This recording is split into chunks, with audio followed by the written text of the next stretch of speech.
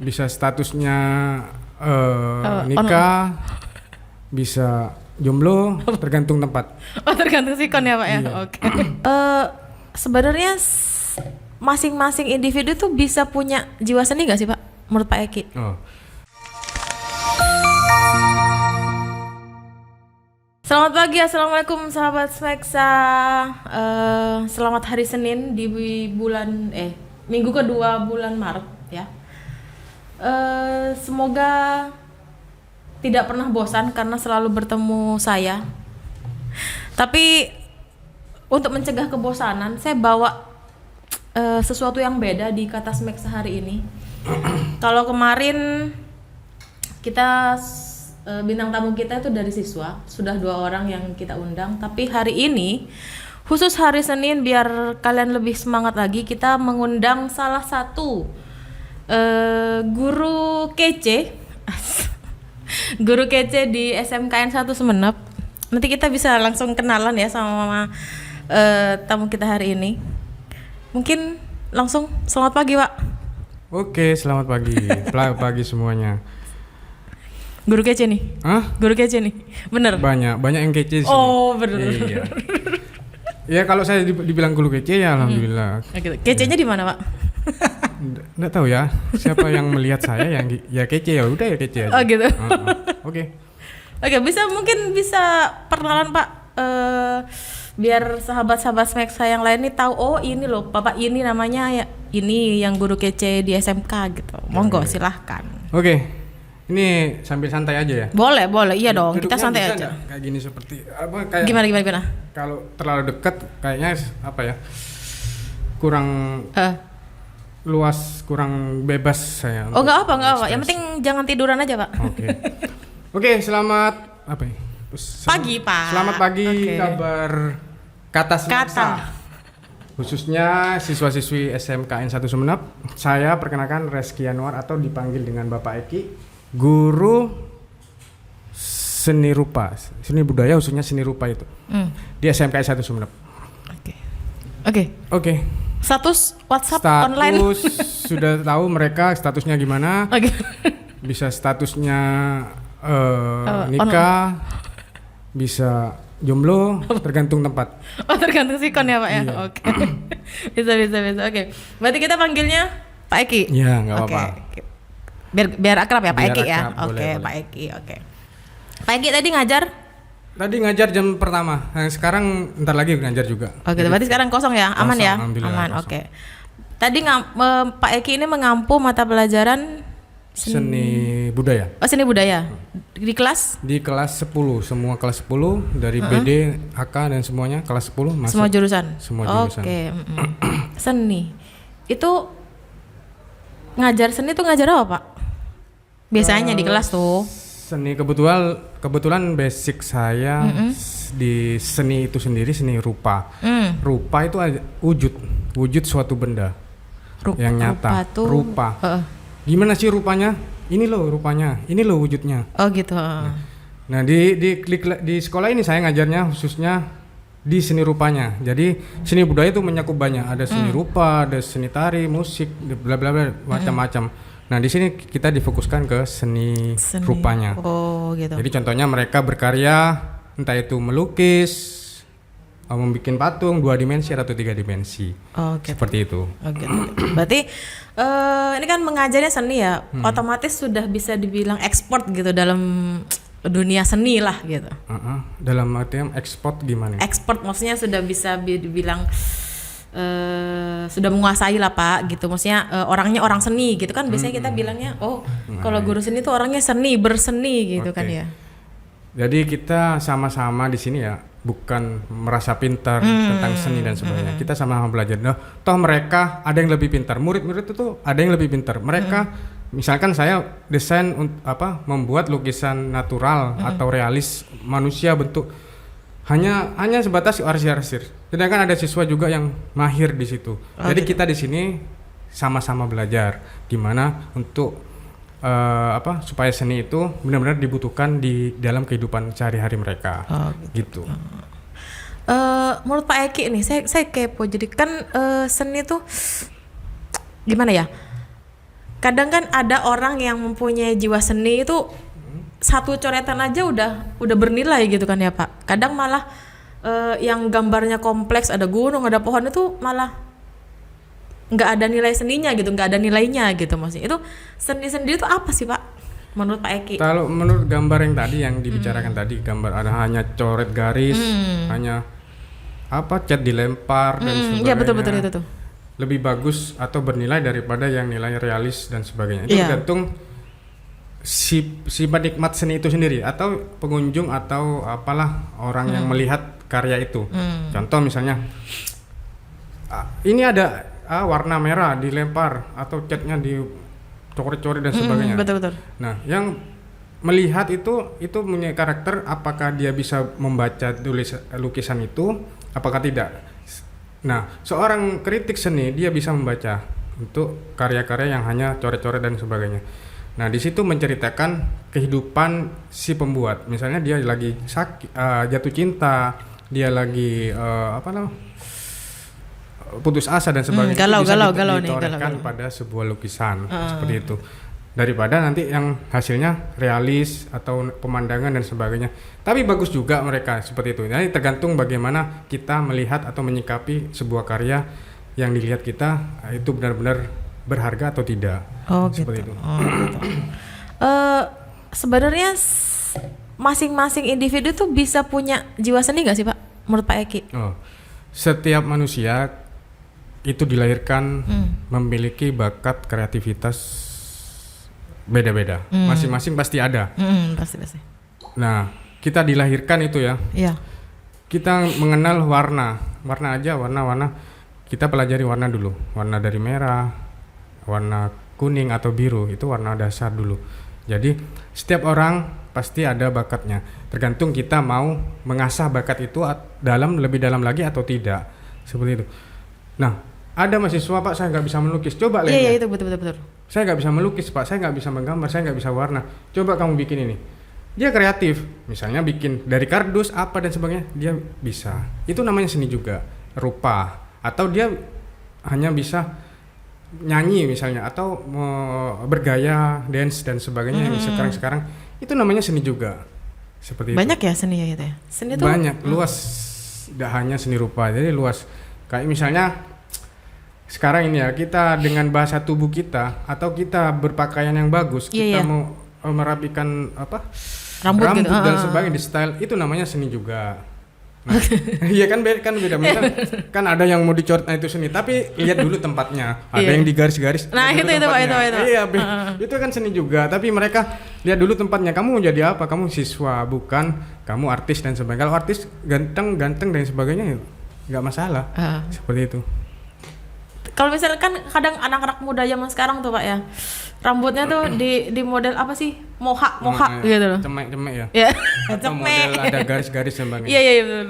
Ya kembali tadi ya, kita lihat apakah itu cocok enggak dilihat, atau orangnya sudah sudah rambutnya keriting dan sebagainya, atau warna kulitnya dan tidak sesuai, dia mau model apapun. Iya nggak cocok dilihat, malah mereka yang melihat merasa jijik dan sebagainya. Nah beda dengan kalau memang bagus ya, dia punya peran atau dia public figure dan sebagainya. Iya itu kan bagus ya. Meskipun dia mau hidungnya pesek, mulutnya lebar dan sebagainya, dia mau bergaya apapun karena dia public figure, otomatis dia punya ada jiwa seninya lah gitu ya. Dicintai sama orang atau ngefan lah, banyak fannya gitu. Oke. Kayak contoh saya nih, meskipun saya udah umur berapa ya? Berapa Pak sekarang Pak? Mungkin sekitar 40-an. Loh kok masih mungkin? Jadi gimana caranya kita membuat rambut kita lebih bagus lagi, lebih keren, entah itu gimana. Tapi lihat dulu, saya pengennya mau dijikrak dan sebagainya, mau digaris, tapi lihat dulu saya dalam dunia pendidikan nanti dicontoh dengan siswanya dan sebagainya, kan jelek juga nanti di mata mereka. Iya sih. Gitu. Tapi kadang anak-anak tuh lebih sukanya yang nggak biasa kan Pak. Maksudnya kan kalau malah yang yang model biasa itu yang bener gitu, seninya yang bener, malah mereka tuh mikirnya semakin bermodel itu semakin berseni gitu katanya. Contohnya kayak yang apa sih yang kemarin sempat viral tuh Pak, yang katanya rambutnya kayak yang sama joget-jogetnya itu loh Pak. Itu Jamet ya, betul, jamet. Kalau jamet itu ya, kalau dari nilai seninya sendiri tuh dapat nggak sih Pak? Iya sebenarnya dapat juga kalau kita kolaborasi dengan jogetnya. Kalau cuma hanya jamet seperti itu pas kita nongkrong di jalan, kita kan kayak orang gila seperti itu.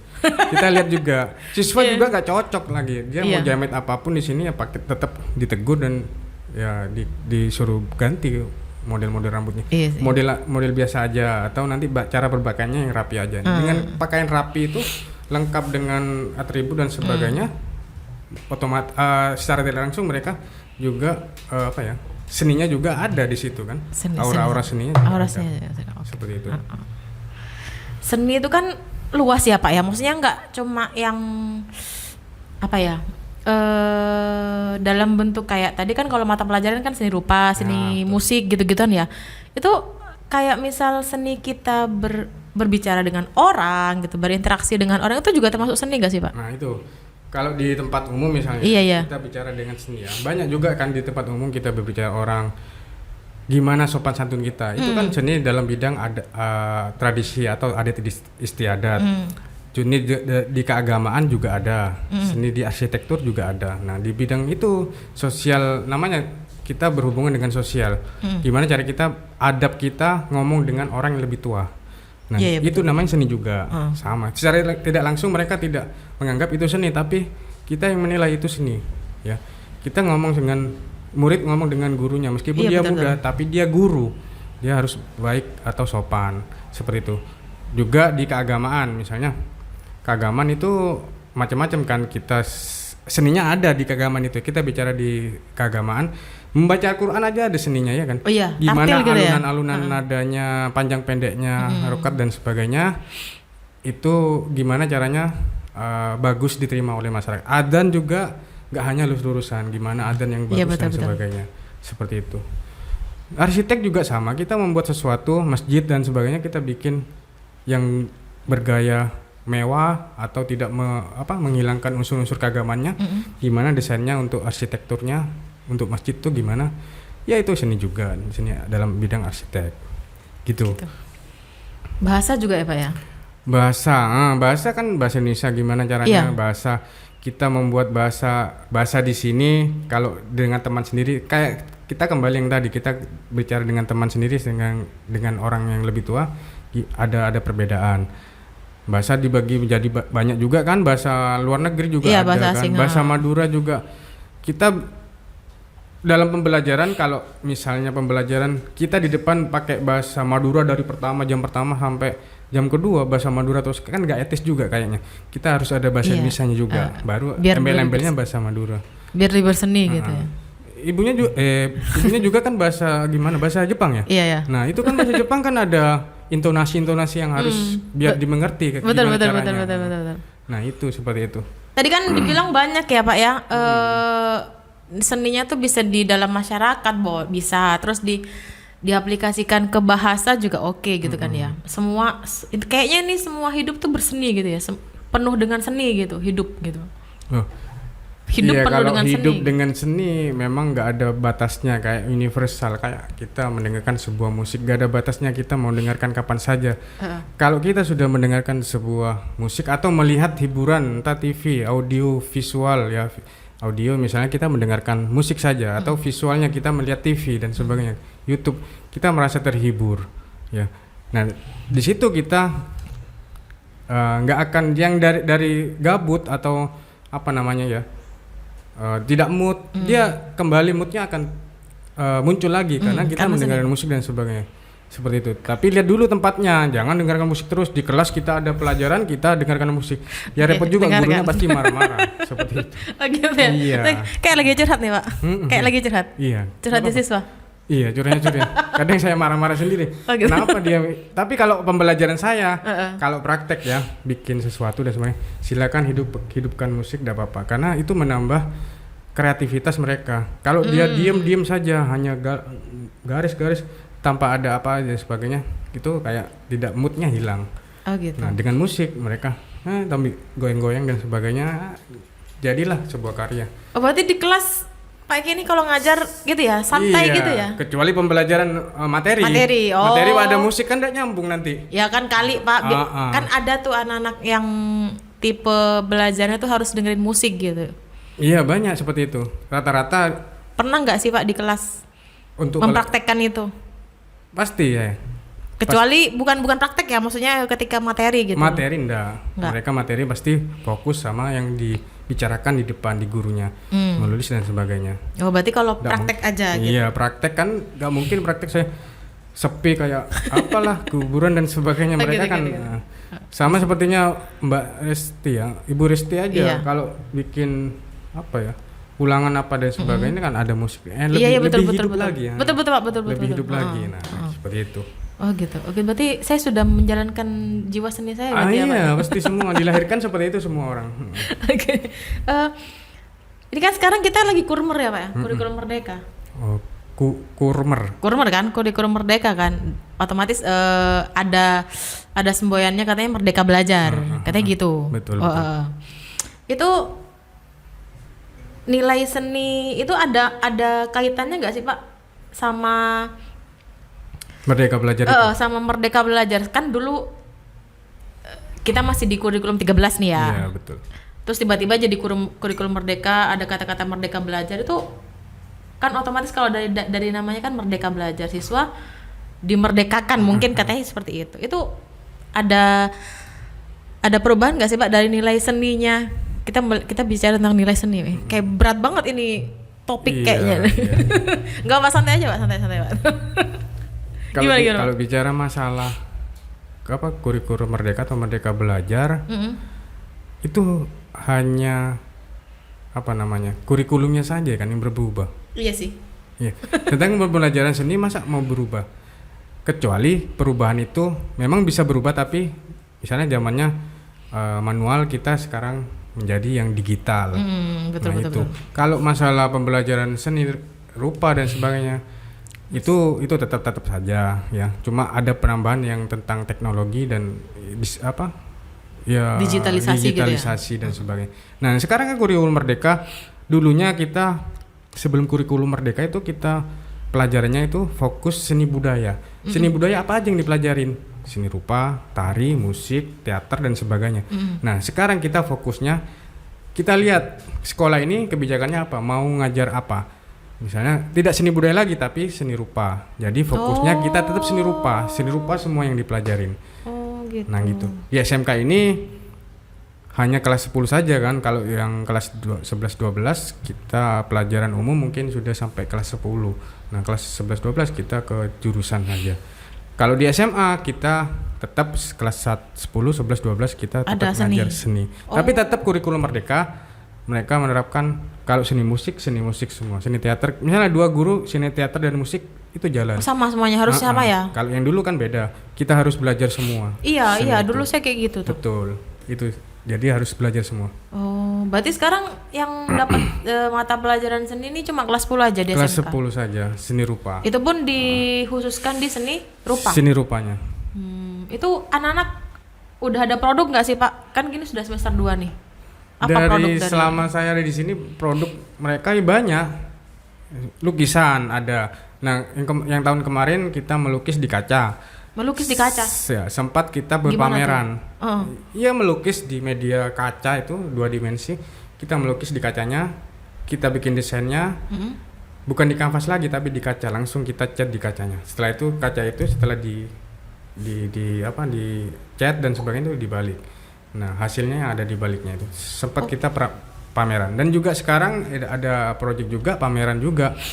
Tapi saya karena merdeka, saya merdekakan mereka. Gimana merdeka? Saya nggak harus, kalian harus bikin kaca dan kanvas dan enggak. Saya merdekakan mereka, bisa 2 dimensi, lukisan, bisa 3 dimensi, entah patung dan sebagainya. Mereka bikin lukisan ada lampu hias dari stik es krim ada, macam-macam mereka. Nah nanti mungkin dalam minggu ini kita akan mengadakan pameran di materi pameran seni rupa. Memang sekarang materinya pameran. Pameran. Ya. Oh. Tadi saya kepo yang apa namanya lukisan di kaca itu, Pak. Katanya tadi kan kalau lukisannya di awal gitu di sebelah kaca, sisinya gitu ya. Iya. Nanti di baliknya juga ada gitu. Maksudnya gimana? Ditempelin dua apa? Contohnya ada mungkin ini seperti ini. Keren ya. Oh iya. Ini kan lukisan kaca, ini karya mungkin kelas TB nih kayaknya. TB. Nah ini kan lukisannya ini kan di samping kacanya, di sebelah belakang kacanya. Jadi dia mau kena air dan sebagainya, mau digores dan sebagainya tidak akan hancur lukisannya. Ada di baliknya sudah kacanya. Nah, jadi tipenya flip gitu ya Pak jadinya ya. Kebalik gitu ya jadinya. Betul. Oh. Dia bisa jiplak apa istilahnya? Jiplak bisa atau dia langsung menggambar ke kacanya juga bisa. Seperti itu. Banyak kok karyanya. Kalau mau lihat nanti ada banyak di kelas-kelas itu banyak. Oh gitu nanti. Oke. Bisa dicek ya sahabat Smeksa ya. Siap. Kita melihat produk dari Pak Eki. Tadi kan katanya kan kalau Merdeka Belajar kan lebih ke digitalisasi ya Pak ya. Betul. Sedangkan kan kalau yang kita tahu kan seni rupa itu kayak hasil murni tangan. Maksudnya apa ya? Ya kan kebanyakan seni rupa tuh dari tangan, kayak kita gambarnya asli itu kan benar-benar dari tubuh manusia yang bikin tangan, gitu kan. Manual lah betul. Nah itu gimana sih Pak? Maksudnya kan mengkombinasikan gitu loh ke digitalisasinya gimana caranya gitu. Sekarang kan HP Android itu atau di iPhone banyak aplikasi desain ya. Contohnya misalnya Canva. Oh iya Canva itu. Atau Photoshop juga ada, atau Snapseed dan sebagainya. Atau dalam kita bicara foto aja dulu ya. Kalau video macam-macam juga banyak, ada VN dan sebagainya. Nah, di foto itu ada kita bikin desain poster ya. Poster kita nggak usah manual. Dulu zamannya kita nggak ada digitalisasi, kita manual. Iya. Bikin lukis dan sebagainya. Poster itu lalu dikomunikasikan kepada masyarakat. Nah, sekarang kita bikin pakai HP aja, model HP kita bisa bikin sebuah poster atau flyer dan sebagainya. Setelah itu kita save, kita cetak, lalu jadilah sebuah karya, entah itu karya poster, apa banner dan sebagainya. Itu kan media komunikasi, seni di bidang media komunikasi. Tanpa kita mau pengumuman pakai pengeras suara, mereka sudah tahu ada baca banner, dari posternya gitu ya. Informasi dan sebagainya. Seperti itu. Itu anak sudah bisa bikin kayak gitu Pak, siswa Pak? Kalau itu sudah praktek di kelas? Kalau itu belum tahu, kadang mereka sudah tahu kayaknya. Sudah pintar-pintar mereka. Mau bikin kayak contoh mereka mau bikin apa aja ya. Denah kelas atau struktur kelas. Mereka kayaknya pakai Canva. Jadi saya lihat mereka pakai Canva semua. Oh, berarti sekarang masih belum ini ya, masih belum ada praktek tersendiri di kelas gitu. Belum. Itu mereka ada seni-seninya sendiri, PF.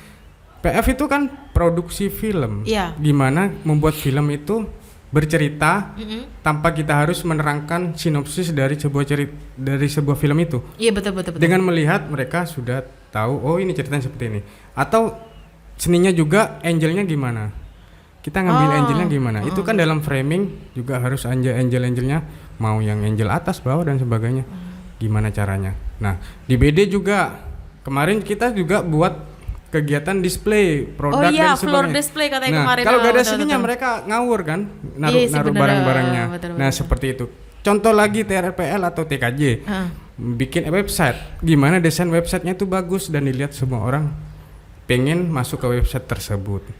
Nah itu banyak kan, TB dan DPB. Tambah apa? TB apa ya kan? Itu busana kan gitu ya. Betul itu. Banyak kok. Di dunia pendidikan sangat penting.